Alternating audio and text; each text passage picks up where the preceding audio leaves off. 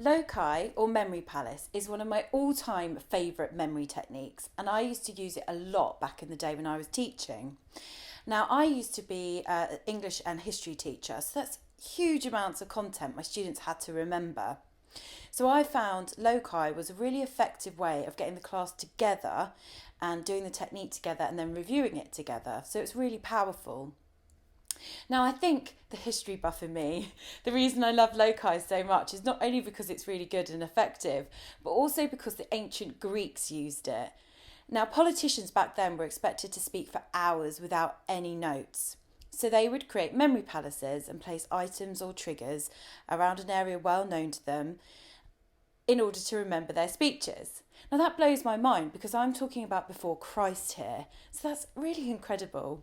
So I always give the students a little bit of background info to try and get them hooked onto it. Sometimes it works. So I'm going to demonstrate a memory palace that I actually used in the classroom, and it's about the Treaty of London that was signed in 1949. Now, this treaty was about democracy, economic collaboration, human rights in a post-war Europe.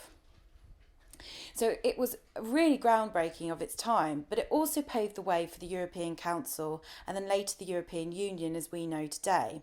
So it's a key point in history.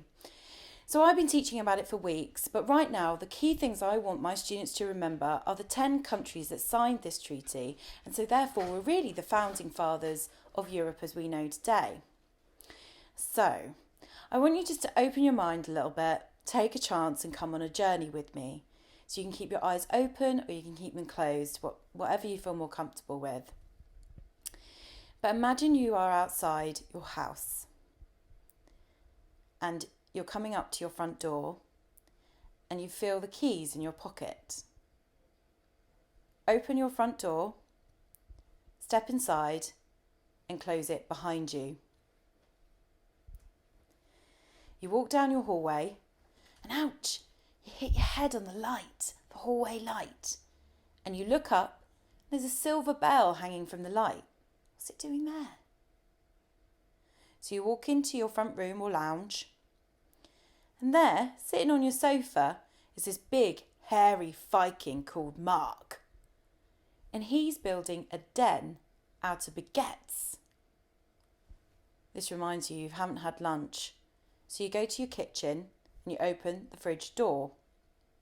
And inside the fridge is this delicious, yummy pizza. And on top of the pizza is a 4-leaf clover. You need a plate for your pizza and 4-leaf clover. So open up your plate cupboard. And in your plate cupboard, there is this gorgeous, beautiful luxury box of chocolates. And written on the box in gold ornate letters is luxury chocolates from Luxembourg. You need to heat your pizza up, so you go to your microwave. And the timer is flashing 1949. This reminds you forgot to get your mum flowers. So you dash outside to your garden and you pick some tulips. But stuck on the tulips is a tag saying made in the Netherlands.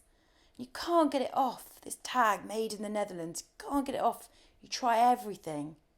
And Mark, the Viking, comes out and tells you very helpfully, there's no way you're going to get that tag off. But then this lovely Swedish little gnome in her traditional Swedish garments come up to you and says, don't worry, I'll help. And with a tiny sword, she cuts off the tag for you. Now all this is rather exhausting. So you go upstairs to your bedroom to lie down. But your mum has changed your duvet sheets and it's now the Union Jack flag. Okay, so now you're back here with me. So through that memory palace, I've planted 10 countries that have signed the treaty. And I've done that in a different way because countries are very intangible things.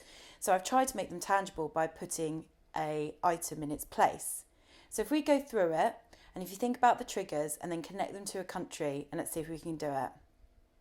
So we walk through and we hit our heads on the light. And hanging from the light is a silver bell. That's Belgium. You go into the lounge and there's a Viking called Mark and he's building a den. Denmark. And the Den is made out of baguettes. And so a country that's well known for their baked goods, baguettes, France. Reminds you that you haven't had your lunch, so you go into the kitchen and you open the fridge, and in there is a pizza and a 4-leaf clover. These represent Italy and Ireland. You go to your plate cupboard and there's a luxury box of chocolates from Luxembourg. And the timer on the microwave is flashing at you 1949. This is the date that the treaty was signed. You go outside and you collect tulips, and they're made from the Netherlands. You can't get the tag off, and the Viking mark comes out and they tell you there's Norway. So no way. All Vikings are northern, best northern accent ever. And then you've got a lovely Swedish gnome, who's obviously from Sweden, that helps you with the final tag. And then the final country is the Union Jack flag. That was the duvet in your bedroom. So there we have it. We have the basic facts of the treaty.